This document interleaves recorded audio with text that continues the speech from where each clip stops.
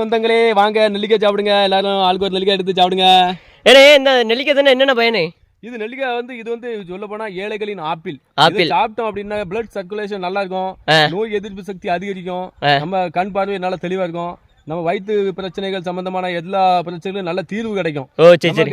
குறிப்பிட்டு இதுக்கு தான் நல்லது அதுக்கு தான் நல்லதுக்குன்னு தேடி கேட்டு நம்ம சாப்பிடறதை விட இது இயற்கையா முளைக்கிற அந்த நெல்லி கனிகள் பல செடி கொடிகள் இது எல்லாமே நமக்கு உடம்பு ஆரோக்கியத்துக்கானதான் இறைவன் நமக்கு கொடுக்கப்பட்ட பெரிய வரம். அதனால கண்டது கழியது எல்லாத்தையுமே அடிச்சு புரட்டி தின்னா மட்டும்தான் உடம்பு நொறுங்க தின்னா 100 வயசுன்னு சொல்லுவாங்க பெரியவங்களாம். அதனால கண்டது கழியெல்லாம் திங்கணும். இதெல்லாம் இதுக்கு தான் பயனில்லை. எல்லாத்துக்குமே உடம்புக்கு நல்லதுதான். நோய் எதிர்ப்பு சக்தி அதிகரிச்சுக்கிட்டே இருக்கும். நம்மளோட உடம்புல எப்பவுமே நோய் வராது. ஆரோக்கியமா இறுதி காலம் வரைக்கும் சந்தோஷமா ஜாலியா நிம்மதியா வாழணும் அப்படின்னா இந்த மாதிரி ஏழைகளின் ஆப்பிள் இதெல்லாம் சாப்பிடணும். நம்ம ஆப்பிள் ஆரஞ்சு சாத்துக்குடி நம்ம திராட்சை அது இதுன்னு சாப்பிட்டாதான் சத்துன்னு நினைக்கும். அது எல்லாத்துலயுமே கெமிக்கல் உருவாகி தான் வருது. இதுலயுமே கெமிக்கல் இருக்கலாம். நமக்கு அது கெமிக்கல் இருக்குமோ இல்லையோ அப்படின்னு நினைச்சு எதுவும் சாப்பிட நினைக்க வேண்டாம். கண்டதுகளையும் தும்பும். இதை களிதான் சாப்பிடணும்னு நினைக்கிறாங்க. சும்மா அப்படியே சாப்பிடணும். ஆனால் அப்படியே சாப்பிட்டு ஒரு கிளாஸ் தண்ணி குடிச்சிட்டோம் அப்படின்னா அப்படியே தேன மிருதமா இருக்கும். அதனால இது சாப்பிடுறது எங்க வழக்கம். மக்களே நீங்க எல்லாரும் சாப்பிடுங்க. ஆரோக்கியமா இந்த வாழ்க்கையில வாழ்வோம். கொஞ்ச நாள் தான் நல்லா சந்தோஷம் நிம்மதியா வாழ்வோம்னா நல்லா இன்னைக்கு சாப்பிடுங்க. நீங்க சரி எங்களுக்கு இது எல்லாமே ஓகே.